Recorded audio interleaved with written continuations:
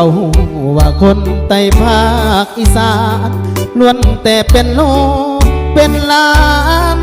ห้องปู่จันทร์ของเราทั้งสิ้น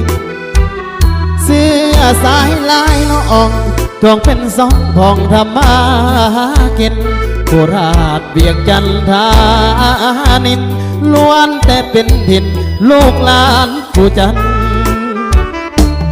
คนรุ่นเก่าว่าความเป็นมาอย่างใดระหว่างพี่น้องลาวไทยสมัยก่อน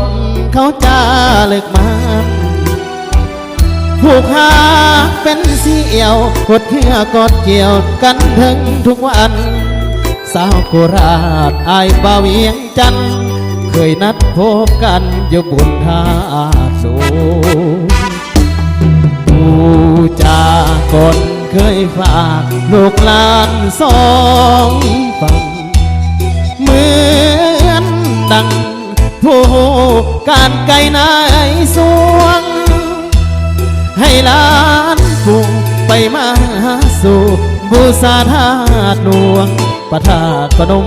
ที่เห็นห่วงล้วนแต่เป็นดวงลูกหลานผู้จันทร์คนลุ้นอย่าน้ำตาต้องหลังลินไหลเมื่อจวบเปล่านุ่งสิ้นไหม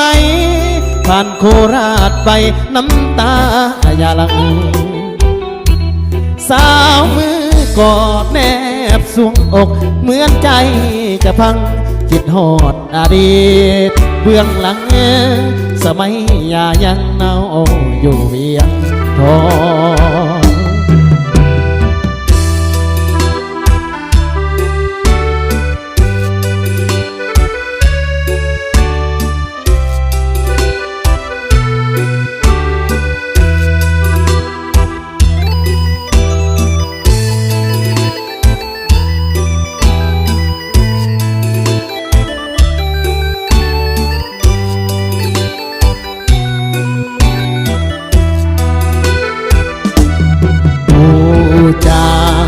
ก่อนเคยฝากโลกลานสองฝั่งเหมือนดังผู้การไกลนายสวงให้หลานปู่ไปมาสู่บูชาธาตุหลวงประธาตุพนมเห็นห่วงเพื่อนใจหนึ่งดวงพวงส้นสองฝั่งคนลุ้นอย่าน้ำตาตกลังลินไหลเมื่อจวบเหล่านุ่งสิ้นไหมผ่านโคราชไปน้ำตาอย่าหลังสาวมือขอดแนบสวงอกเหมือนใจจะพังคิดหอดอดีตเบื้องหลังสมัยยายังเน่าอยู่เวียงทอง